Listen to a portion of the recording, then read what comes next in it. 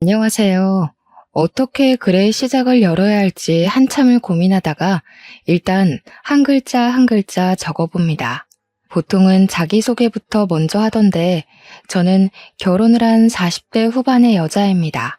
지금은 남편과 함께 행복하게 또 부족함 없이 부유하게 자식들 낳아 키우면서 살고 있습니다만 처음부터 이런 호사를 누린 건 아니었습니다. 제가 할 이야기는 저희 남편과 시댁 사이에서 일어난 일들인데 우리 남편에게는 평생의 슬픔이자 아픔일 수도 있는 이야기입니다. 이렇게 청취자 여러분들을 위해 이야기를 풀고는 있지만 우리 남편의 그 시절을 생각하면 눈물이 앞을 가린답니다. 우리 남편의 별명은 샌드위치였습니다. 무슨 뜻인지 궁금하지 않으세요? 바로 가운데에 낀 샌드위치다 이 말입니다. 우리 남편에게는 위로 형이 하나 있고 밑으로 나이 차이 꽤 많이 나는 막내 여동생이 있었습니다. 시댁이 남아 선호 사상이 엄청나게 중요시되는 집이었는데 무조건 장손만 믿고 간다, 올인이다 하는 부모 밑에서 자란 덕분에 우리 남편은 대학도 가지 못했습니다. 장손이 공부를 잘하는 편은 아니었으나 우리 남편도 특출나게 잘하는 편은 아니었기에 대학까지는 그럴 수 있지라고 생각했다고 했어요. 그런데 우리 남편이 그동안 살면서 받아온 차별은 정말 어마어마했다고 했습니다. 저한테 울먹이면서 이것저것 말해줬었는데 저도 주먹이 불끈 쥐어질 정도로 엄청나게 분노했었어요. 우리 시모는 무조건 장남, 우리 장남, 내 장남 하시면서 말끝마다 장남 타령하시는 분이었고요. 우리 시부는 막내딸, 내 눈에 넣어도 안 아픈 막내딸, 우리 공주 하시는 분이었죠. 그러면 자연스럽게 우리 남편은 누가 챙겼을까요? 조부모님? 아니죠. 아무도 우리 남편을 챙겨주지 않았습니다. 하물며 감기라도 걸리면 난리가 났다고 하더라고요. 장남이나 막내딸한테 옮길까봐 방 밖으로 나오지도 못하게 했다고 해요. 그 어린 나이에 얼마나 서러웠을지 생각만 해도 제 가슴이 다 사무칩니다. 거기다가 허여멀건해서 삐쩍 마른 아주버님과 시누이와 달리 우리 남편만 주워온 사람처럼 기골이 장대한 사람이었어요. 곰같이 생겼다는 말이 딱 어울리는 그런 남자였습니다. 등치도 엄청나게 크고 키도 크고 얼굴까지도 큰 사람이었죠. 손도 크고 발도 크고 그래서 우리 남편 별명이 곰이었다고 했어요. 겨울에 두툼한 외투라도 입고 저녁에 돌아다니면 곰인 줄 알고 사냥당하겠다 하는 소리를 듣기 일쑤였대요. 우리 남편이 고등학교를 졸업하자마자 대학도 집에서 보내주지 않는다고 해서 일을 찾아 헤매다가 이건 딱 나를 위한 직업이다 하고 발견한 게 뭐였는지 아세요? 바로 경호업체 일이었습니다. 업체의 면적을 딱 보러 갔는데 우리 남편의 외형만 보고 바로 합격이라고 내일부터 출근하라고 했대요. 일단 몸이 정말 크니까 키가 190cm거든요. 위압감이 장난 아니라서 그런 건지 우리 남편 덩치를 보면 대드는 사람이 없을 정도였어요. 거기다가 얼굴도 솔직히 험악하게 생겼거든요. 남편이 누나를 한번 부라리면 그 어떤 사람도 말조차 붙이지 못하는 그런 인상을 가졌어요. 그런데 우리 남편의 생김새와 달리 가슴만큼은 상당히 순수한 남자였습니다. 의외로 순정파의 면모를 지니고 있는 반전이 가득한 그런 남자에게 어떻게 마음을 빼앗기지 않을 수가 있을까요? 저와 남편이 처음 만나게 된 계기는 사실 제 입으로 말하기 참으로 부끄러운 일이지만 익명이니까 용기를 내보겠습니다. 제가 우리 남편을 만나기 전에 만났던 전 남자친구가 좀 문제가 많은 그런 사람이었습니다. 요즘 말하는 데이트 폭력이라는 단어가 딱 어울리는 그런 사람이었죠. 그때 당시에는 제가 자존감도 많이 낮았던 상태였던지라 그냥 받아들였던 것 같습니다. 저에게 손찌검을 일삼는 그 남자에게서 도망을 가기로 마음을 먹고 결국에는 헤어지게 되었습니다. 그런데 그게 전 남자친구한테는 꽤 자존심이 상했던 모양인지 계속 저를 찾아와서 귀찮게 굴고 소리를 지르고 그랬어요. 그날도 실랑이를 벌이다 분을 참지 못한 전 남자친구가 저를 향해 손을 딱 올렸는데 그 순간 길을 지나가던 남편이 저를 구해준 거였습니다. 찌질함에 극치를 달리던 전 남자친구는 우리 남편의 등치를 보자마자 뒷걸음질을 치면서 저한테 새 남친이냐? 나쁜 년. 이러면서 도망을 가더라고요. 그냥 제 앞을 떡하니 막아주고 손 올리려던 걸 막아준 것뿐인데 바로 꼬리를 내리는 전 남자친구를 보면서 어이가 없었죠. 남편은 저를 보고 저 새끼 뭐냐고 물어보았고 저는 사실 남편의 그 얼굴과 말투에 쫄아서 모든 걸 다 이야기했습니다. 이야기를 쭉 듣던 남편이 어디 사느냐고 물어봤고 저기 앞에 주택에 산다고 하니까 남편도 자기 그쪽에 산다고 하더라고요. 무슨 일 생기면 연락하라고, 원래 저런 놈은 한 번에 나가 떨어지는 놈이 아니라고 자기가 도와주겠다고 휴대폰 번호를 알려주더라고요.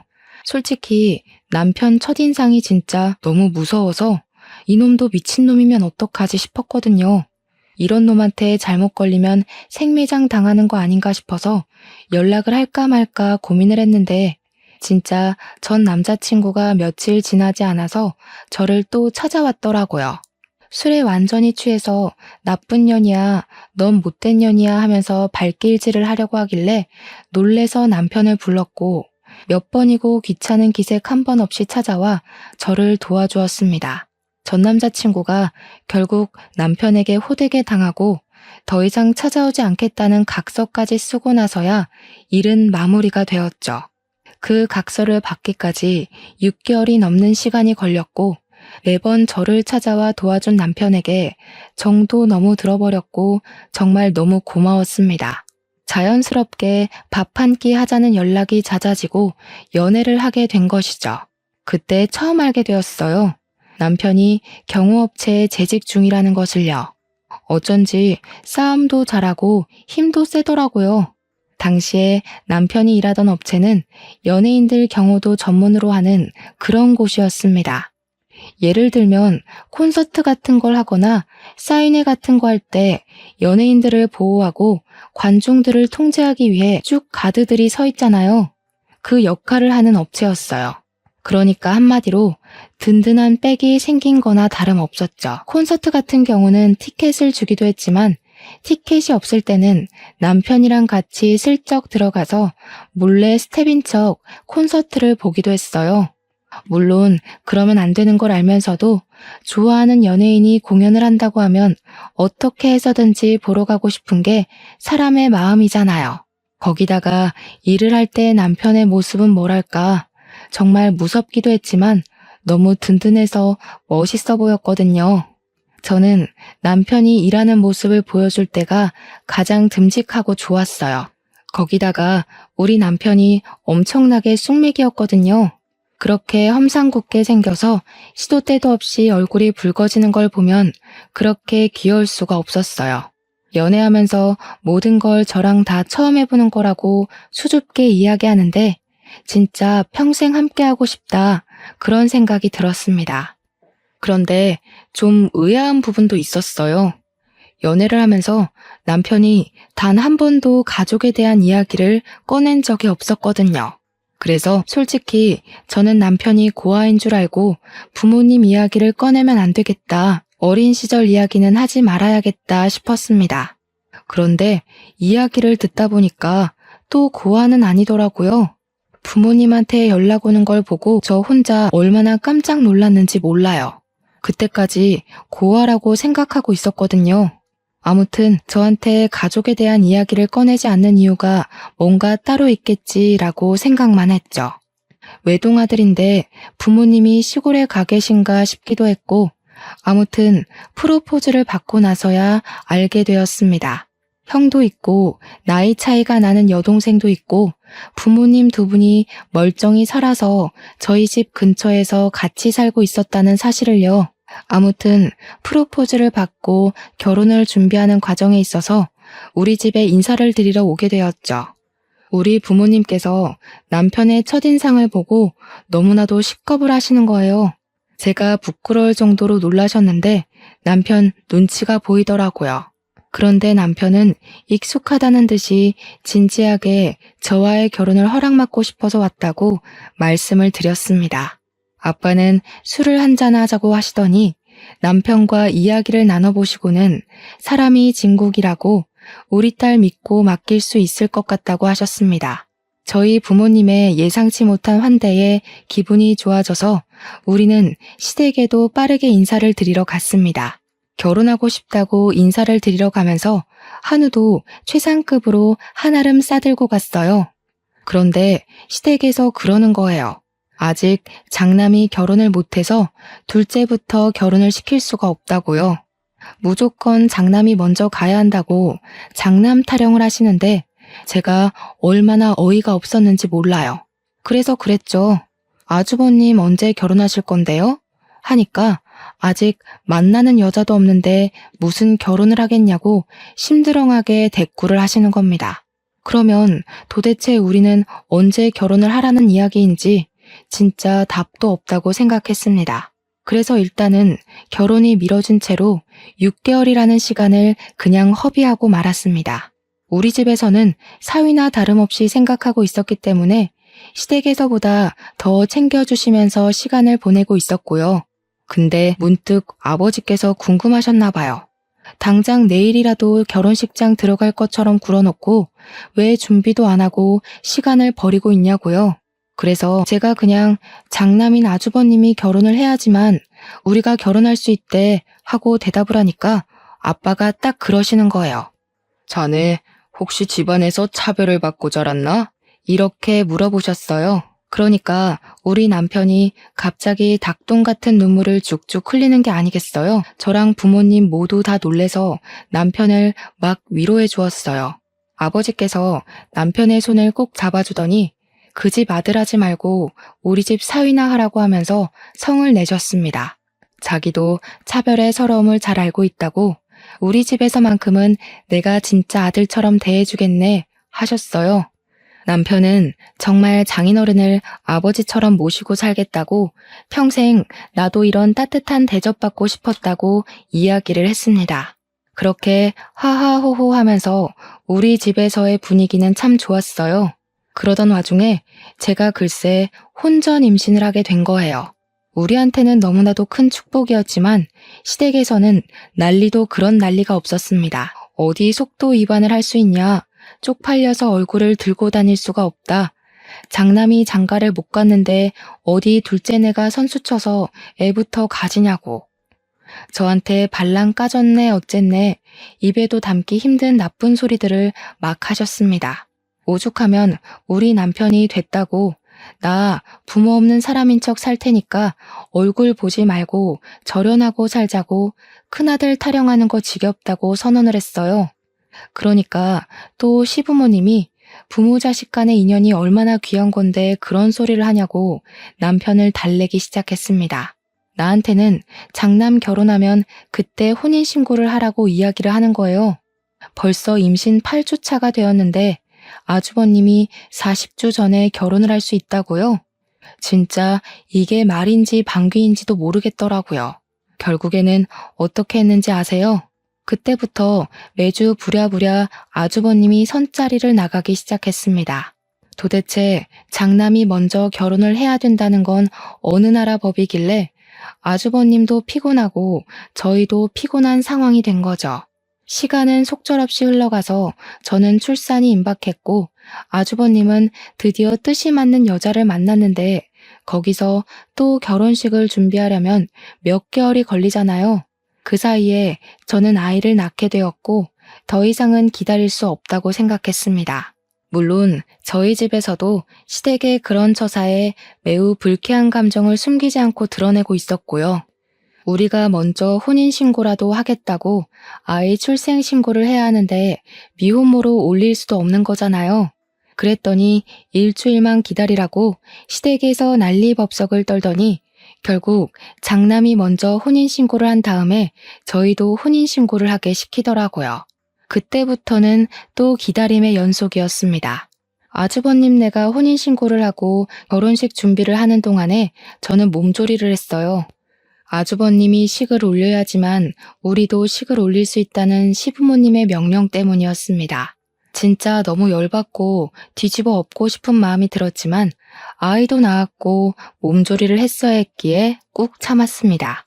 우리 아이는 남편을 닮아서인지 태어나기 무섭게 쑥쑥 자라기 시작했고 저는 육아를 친정엄마와 같이 하면서 진짜 힘들지만 보람찬 시간을 보내고 있었어요.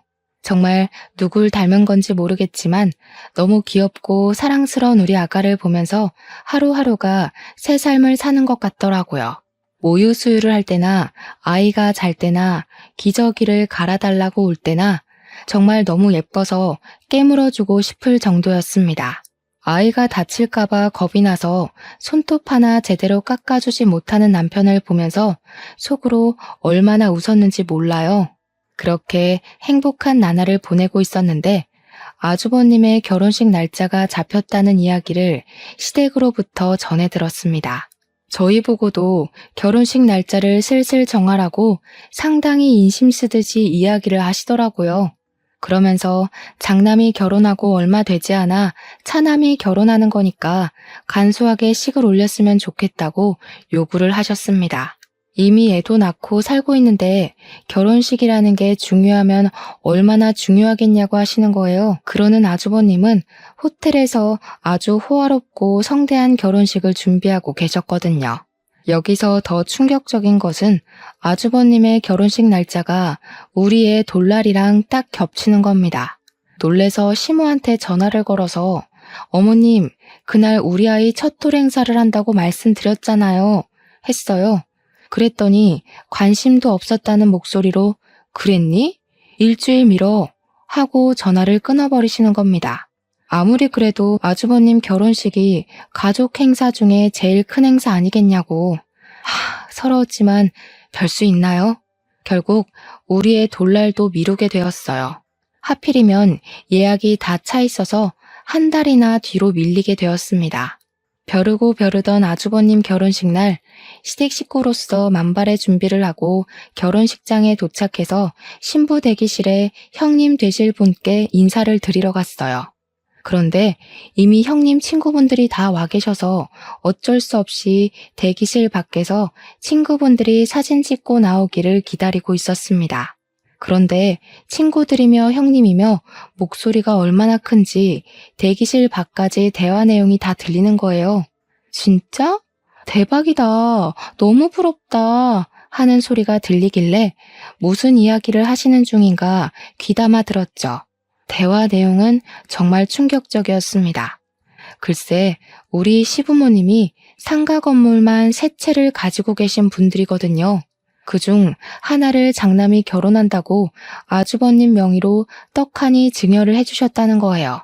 형님이 신이 난 목소리로 우리 부부 이제 건물주잖아 하면서 친구들한테 자랑을 하고 있는데 제가 진짜 너무 서운하더라고요. 물론 제가 막 건물에 욕심이 나서 남편이랑 결혼을 약속한 것도 아니고 탐이 나는 것도 아니긴 했지만 저희는 다세대 주택에서 힘들게 전세 얻어서 쌀 한 톨도 아껴가며 돈을 모으고 살고 있었는데 시댁에서도 아주버님네 결혼하는데 돈 많이 들어갔다고 저희한테 지원 못 해준다고 했었거든요.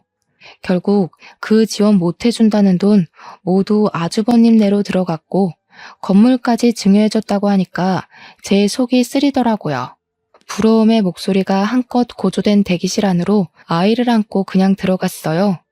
결혼 축하드려요 하면서 아이를 안고 들어갔으니까요. 한번 안아보실래요?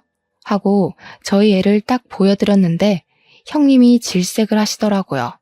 드레스 망가져요. 됐어요. 내 드레스에 아기 침이라도 묻으면 어떡해? 하는데 순간 무안하더라고요. 아무리 그래도 시족하잖아요. 근데 그 순간 형님 친구들이 속닥속닥 하는 게 보이는 거예요. 아, 저기가 그 사고 쳐서 애부터 나왔다는 이런 소리가 들리는데 해도 해도 너무하더라고요. 그래서 제가 한껏 형님 친구들을 째려봤어요. 그러니까 헛기침을 하면서 어머, 성격도 드센가 봐. 우리 지연이 어떡하냐? 동서한테 몰매 맞는 거 아니야? 이러더라고요. 형님 이름이 지연이거든요. 제가 진짜 어처구니가 없어서 결혼식을 어떻게 본 건지 기억도 안 나요. 한 달 뒤에 우리 애 돌잔치 한다고 시댁 단톡방에 이번에는 까먹지 말라고 올렸더니 시모가 뭐라는 줄 아세요? 예, 잘 됐다. 뭐하러 행사를 2번 하니? 애 돌잔치 하는 날 가족들도 전부 모일 건데 그때 결혼식도 같이 해라 하시더라고요. 저 진짜 머리가 완전 띵해가지고 무슨 말을 해야 할지 막막했습니다. 돌잔치 장소가 아무리 크다고 해도 결혼식장이랑 비교가 되나요? 남편이 우리 결혼식 제대로 할 거라고 이야기를 하니까 시모가 생각 없다면서 손님들이 바로 또 오겠냐고 대충 하라고 하시는 겁니다. 어차피 축의금 거두려고 결혼식 하는 거 아니냐고 돌잔치하고 얼마 안 있어서 결혼식까지 하면 사람들이 욕한다고 하더라고요. 거기다가 아주버님 결혼한 지 1달밖에 지나지 않았는데 또 결혼식을 한다고 하는 게 생각이 있는 거니 없는 거니 하면서요. 제가 진짜 얼마나 서러웠는지 친정에 와서 울면서 이야기를 했더니 아빠가 화를 씩씩 내시더라고요. 내가 빚을 내서라도 더 좋은 호텔에서 결혼식 시켜주겠다고 하시는데 또 그럴 수가 없잖아요. 호텔 결혼식 비용이 한두 푼 드는 것도 아니고 저희 생활에 맞춰서 해야 하는 것도 맞으니까요. 그래서 결국 저는 모든 걸 포기하고 돌잔치를 웨딩드레스 빌려 입고 했습니다. 저도 참 바보 같죠. 돌잔치 날 웨딩드레스를 입고 있으니 일가 친척들도 황당해 하시고 제 친구들도 저를 진짜 불쌍하게 쳐다보더라고요. 애 돌잡이 하면서 결혼 반지 나눠 끼고 돌잔치를 진행하시던 분도 10수년간 진행하면서 이런 건 처음 본다고 하셨어요. 그 와중에도 저는 스몰 웨딩 하는 거라고 생각해야지 하면서 저 스스로한테 최면을 걸고 있었습니다. 시부모님이 막상 그 꼴을 보고 좀 민망해 하시기도 하고 미안하시기도 했는지 신혼여행은 보내주시더라고요. 근데 웃긴 게 아주버님네는 선물도 주시고 신혼여행도 하와이로 화려하게 보내주셨거든요. 저희한테는 필리핀 세부 정도 다녀오면 충분하지 않냐고 풀 패키지로 엄청 싼 거 끊어서 보내주셨어요. 패키지 일정이라 관광지만 내내 돌아다녀야 해서 신혼 첫날 밤은 무슨 쉴 틈이 생기면 잠만 퍼질러 잤습니다. 제가 그때 이후로 절대 패키지 여행은 다니지 않고 있어요. 물론 재미도 있긴 했지만 우리도 좀 럭셔리 휴양지 이런 거를 기대했는데 호텔 방도 여관방 같은 곳이었고 여러모로 신혼여행이랑은 맞지 않았죠. 신혼여행을 다녀와서 남편이랑 저랑은 제대로 결심을 했습니다. 앞으로 무슨 일이 어떻게 벌어지더라도 시댁에는 최소한의 자식 간의 도리만 하고 살자고요. 몇 년 뒤 막내 신우가 결혼할 때도 호텔에서 엄청 비싼 뷔페까지 대령해가며 결혼시키는 거 보고 남편도 그제야 모든 마음을 접더라고요. 안부 전화도 하지 말고 오랄 때까지 가지도 말자고. 아프든 말든 돈이 있든 없든 신경 쓰지 말고 살자고 했어요. 저도 남편이 모든 걸 포기하고 나니까 한결 마음이 가벼워져서 남편 말에 따르기로 했죠. 더 웃긴 건 뭔지 아세요? 막내 신우한테도 건물을 한 채 증여해줬다는 겁니다. 우리 남편한테만 쏙 빼놓고 건물 3채 중에 2채를 자식들에게 증여를 한 거죠. 우리 남편 입장에서는 얼마나 짜증나고 서러웠겠습니까? 자식이 아닌 저도 짜증나고 서러운데 다시 신혼여행 이후로 돌아와서 예상치 못하게 우리는 신혼여행지에서 둘째를 가지게 되었습니다. 어영부영 시간이 흐르고 친정의 도움을 받아서 둘째까지 잘 낳고 조리까지 잘했어요. 저희가 아이를 2이나 낳는 동안 형님네는 아이가 생기지 않는 건지 낳지 않기로 한 건지 모르겠는데 아이 소식이 없었습니다. 형님 성격상 아이를 낳지 않겠다고 선언하시고도 충분하신 분이라 그냥 그런가 보다 하고 신경 쓰지 않았죠. 그런데 제가 첫 아이는 딸을 낳았었지만 둘째는 아들을 낳았거든요. 남아 선호사상 진하게 있으신 분들이라 제가 아들을 낳았을 때는 정말 병원으로 이것저것 엄청 보내주셨었어요. 매일같이 찾아와서 우리 손주 하시면서 얼굴을 보고 가시기도 했고요. 그런데 우리 아이가 한 100일쯤 되었을 때 예상치도 못한 일이 또다시 터지고 말았습니다. 시댁에서 오랜만에 호출이 왔기에 갈까 말까 고민하다가 둘째는 예뻐해 주셨기에 아이를 데리고 갔거든요.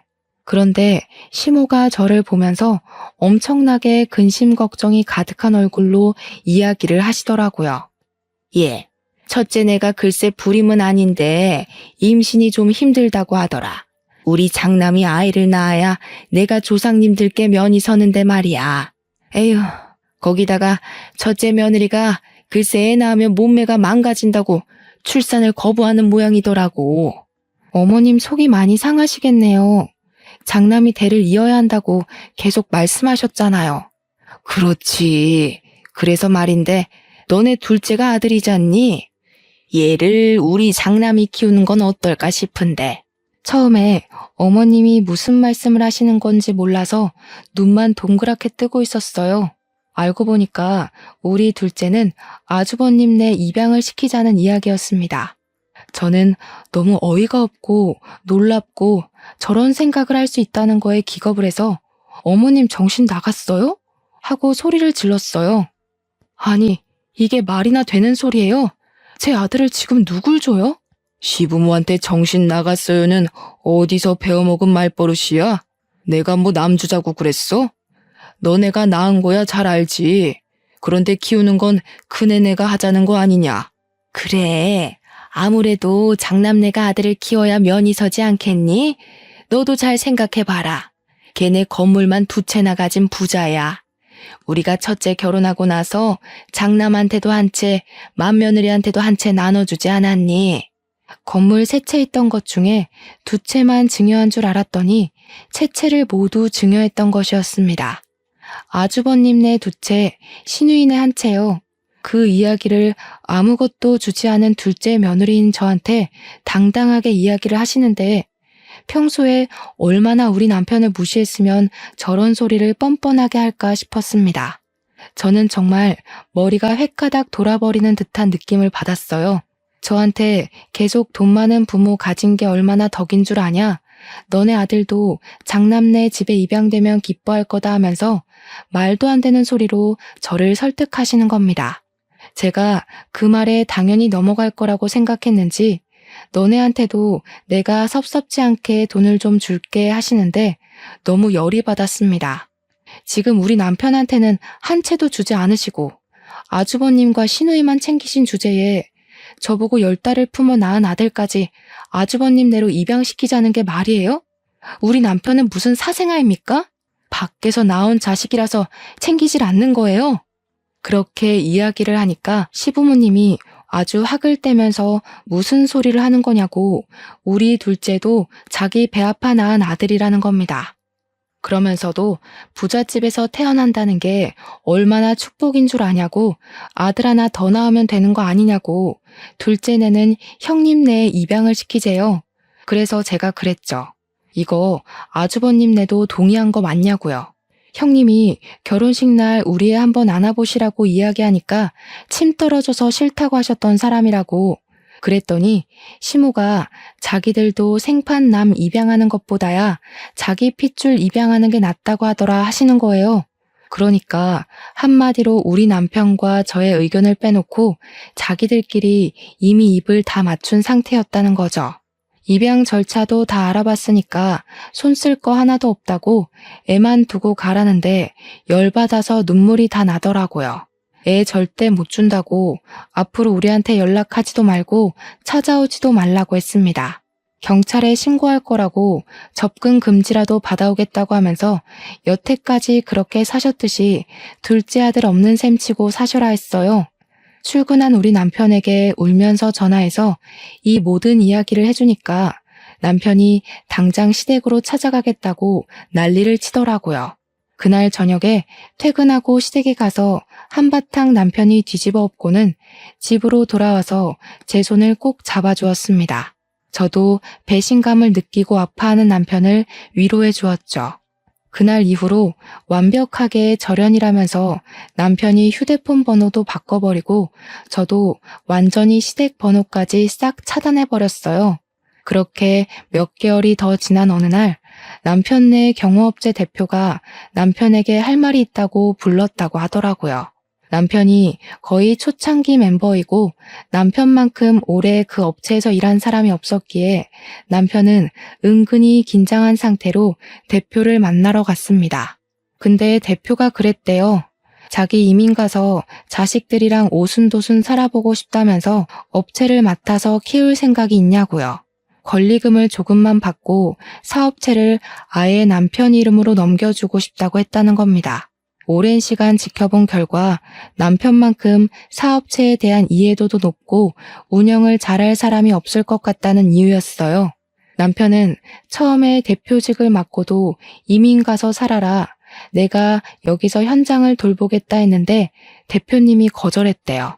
한국에 나오고 싶은 생각도 없고 굳은 일 맡겨놓고 혼자 태평하게 살 위인이 못 된다고요.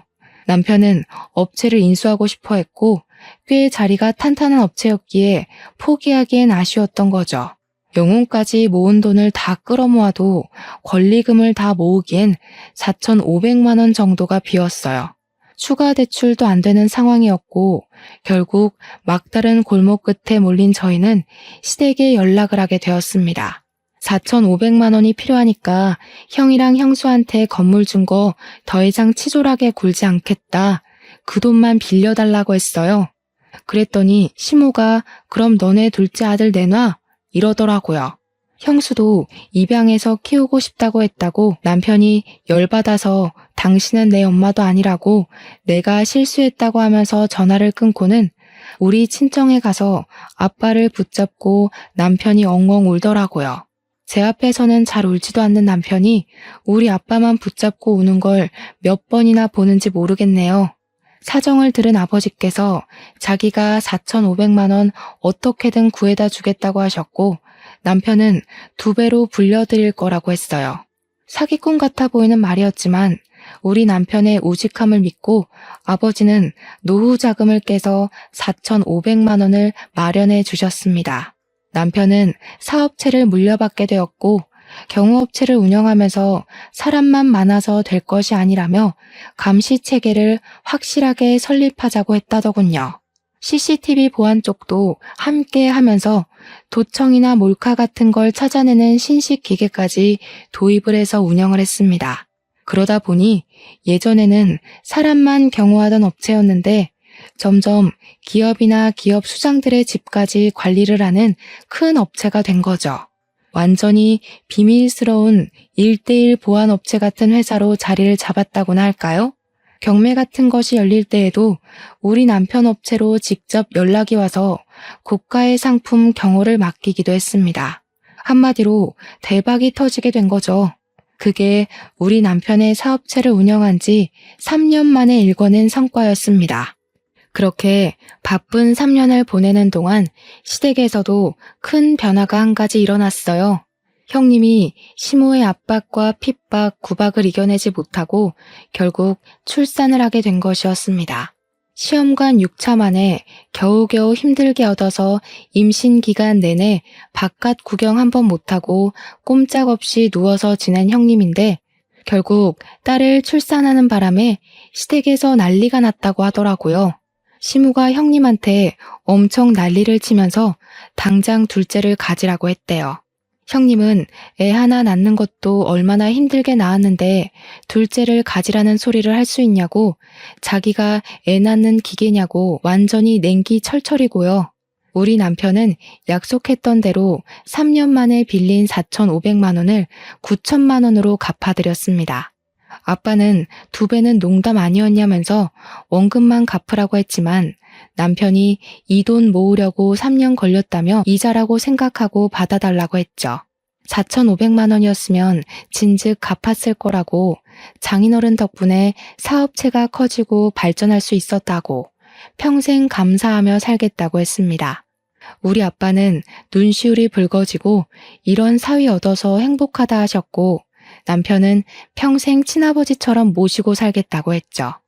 둘이 부둥켜 안고 눈물 샤워를 하는데 엄마랑 저랑 그걸 보고 좀 황당해했어요. 둘이 너무 애틋하니까 저랑 엄마랑 끼어들 틈이 없더라고요. 여기서 글이 마무리가 된다면 너무 허무하겠죠? 진짜 재밌는 이야기를 시작할게요. 그렇게 시간이 흐르고 저희는 절연한 상태로 지내고 있었는데 어느 날 뜬금없이 신우한테도 연락이 온 겁니다. 우리 신우도 건물을 한 채 받았었다고 이야기했었잖아요. 근데 신우가 연락이 와서는 저한테 둘째 언니네도 건물 한 채 받았지? 그거 시세 얼마야? 하더라고요. 아주버님네가 두 채를 다 받았다는 사실을 전혀 모르는 것 같았습니다. 그래서 솔직하게 말을 했죠. 건물 시세가 얼만지 모르겠는데요? 하고요. 그러니까 신우가 멋쩍어 하면서 아니, 내가 막내딸이라고 제일 싼 건물 받은 것 같아서 그러면 억울하잖아 하는 겁니다. 자기가 제일 어리니까 오래 살지 않겠냐고 그러니까 자기가 더 좋은 건물을 받아야 할 것 같다면서 막내라고 차별당하는 것 같다는 거예요. 그 말을 듣는데 열이 싹 오르더라고요. 아니요, 신우. 우리는 아예 건물을 못 받아서 모르는 거예요. 두 채 다 아주버님네한테 증여한 거 모르셨어요? 뭐? 진짜야? 작은 오빠는 못 받았다고? 제정신 아니야? 저한테 건물 더 좋은 거 있으면 바꾸자고 할 생각으로 전화한 것 같던데 형님네가 두 채 다 가졌다고 하니까 태도 싹 바뀌어서 난리더라고요. 사람 욕심이 끝도 없다더니 신우도 똑같은 속물인 거죠. 저희는 저희 능력대로 잘 먹고 잘 살고 있어요. 혹시 형제들끼리 재산 싸움 하실 거면 저희는 빼주세요. 그이도 시댁이랑 절연 선언한 마당에 건물이 무슨 소용이 있겠어요? 저희 그거 필요 없어요. 남편이 잘 나가는 사업자 대표인데 한 달에 버는 수익이 그깟 3층짜리 상가 건물보다 훨씬 좋은걸요. 건물 같은 거 하나도 아쉽지 않았습니다. 그랬더니 신우가 혹시라도 저희가 뭐 하나 더 받은 게 있을까봐 꼬치꼬치 캐묻더라고요. 혹시 둘째 언니 지금 사는 집 말이야. 그 아파트 우리 엄마가 해준 거야? 아니요. 저희가 벌어서 산 건데요. 시댁에서 이런 한 푼 도움받은 거 없으니까 눈독 들이실 것도 없어요. 작은 오빠가 그렇게 잘 번다고? 지금 사는 아파트 주상복합 펜트하우스잖아. 그거 몇십억 하던데? 관리비도 한 달에 엄청 나오는 걸로 알고 있는데 어떻게 알았냐고 하니까 등기부등본 떼봤다고 하더라고요. 그러면서 작은 오빠가 그렇게 돈 잘 버는 줄 몰랐다고 회사에 남는 자리 없냐 우리 남편 취직 좀 시켜줘라 난리가 난 거죠. 무슨 돈이 나서 그 집을 샀냐 너무 궁금하다. 사업 수완 좀 알려달라. 난리를 치길래 신우 돈 필요하냐고 물어보니까 그제야 우물쭈물 이야기를 하더라고요. 신우 남편이 글쎄 도박을 해가지고 신우 건물까지 근저당 잡혀서 경매에 넘어갔다는 소리를 하는 겁니다. 그동안 그 꼬마 상가에서 월세 받는 돈으로 생계를 유지했는데 경매에 넘어가고 나니까 돈이 한 푼도 없는 거죠. 대출이고 뭐고 돈 나올 구멍이 없으니 만만한 우리 집에 건물 핑계대고 돈 좀 빌려볼까 싶었던 거예요. 그래서 우리 집 등기부등본 떼보니까 펜트하우스 엄청 비싼 집이 나오니까 시부모가 준 돈에서 나왔겠구나 싶었던 거죠. 돈 좀 뜯어가려고 했는데 우리 남편이 벌어서 산 집이라고 신우한테 줄 돈 없다고 시댁에 가서 말하라고 하니까 당황했나 보더라고요. 그렇게 우리 공주 하면서 예뻐해줬던 시부한테 말해서 돈 받으라고 하고는 끊어버렸습니다. 남편에게도 이야기를 해주고는 신우 전화 받지 말라고 했어요. 차단까지 눈앞에서 싹 하고는 평화롭게 지내고 있었는데 며칠 지나지 않아서 형님한테로 연락이 온 겁니다.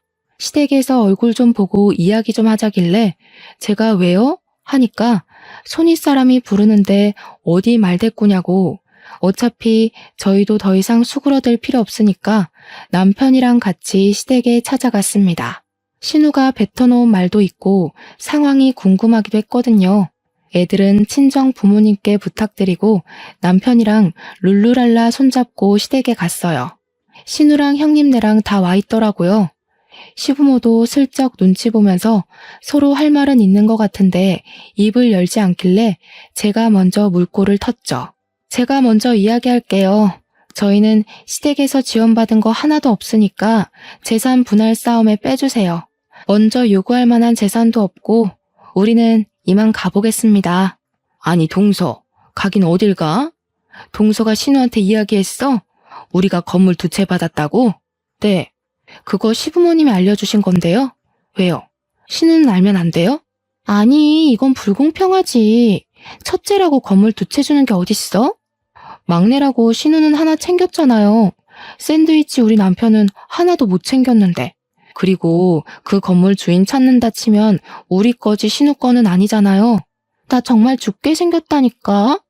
2억만 해달라고 2억. 형님, 신우한테 2억 해줘요.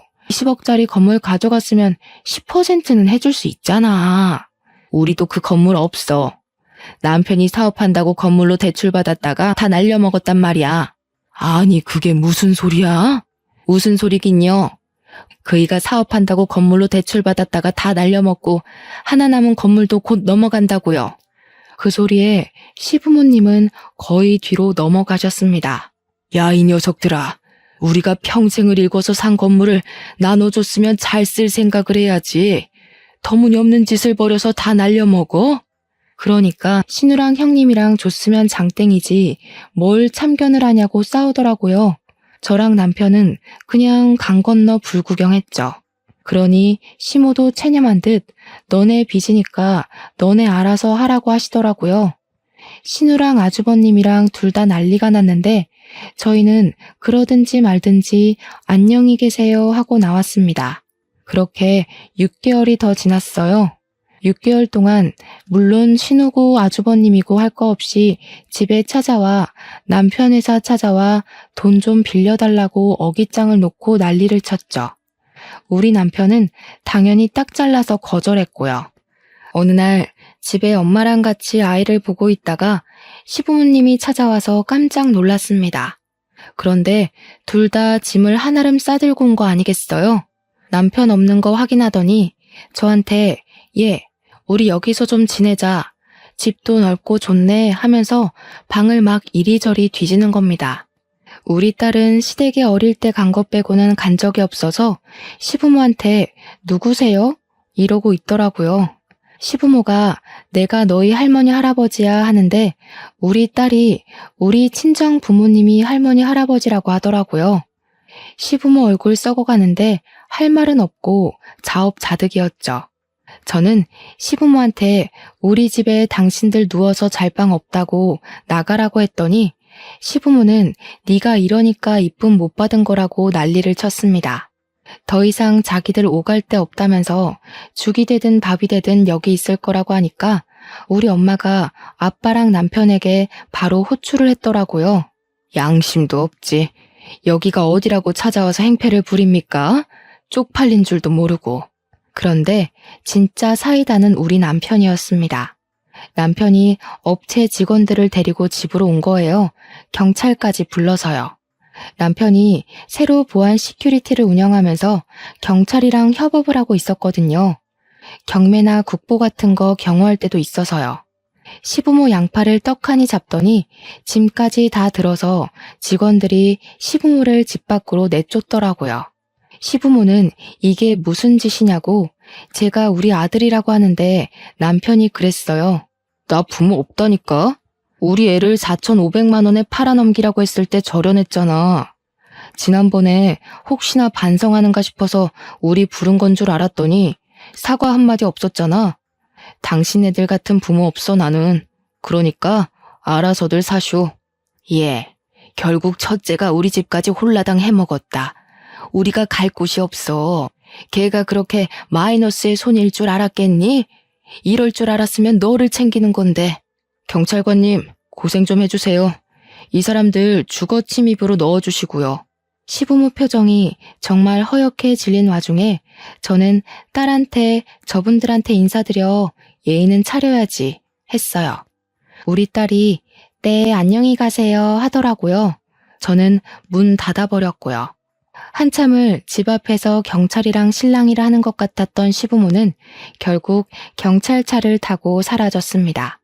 나중에 아주버님네랑 신우네랑 번갈아 가면서 부모한테 너무하는 거 아니냐 하는데 남편이 그러더라고요. 너네 엄마 아빠지 우리 엄마 아빠 아니라고요. 우리 엄마가 속이 시원하긴 한데 그래도 마음이 편하진 않다고 하니까 아빠가 그러더라고요. 차별이라는 게 얼마나 서러운 건지 몰라서 하는 소리라고. 이제 와서 저러는 거 뭐가 좋다고 받아주냐고 절대 받아주면 안 된다고요. 남편 보고 술이나 한잔하자고 하시더니 둘이 열심히 앞으로 삶을 어떻게 살 것인가에 꽂혀서 이야기를 나누시더라고요. 저는 우리 남편의 모든 결정을 지지하고 응원하기로 마음먹었습니다. 부모 자식 간의 연을 끊는다는 게 정말 힘든 일인지 알지만 남편의 결심을 흔들지 않으려고 해요. 제 이야기 어떠셨나요? 재미있으셨죠? 저도 앞으로 사이다 마실 날만 가득하길 바라고 있습니다. 오늘도 좋은 하루 보내시길 바라면서 제 사연은 여기서 마치도록 하겠습니다.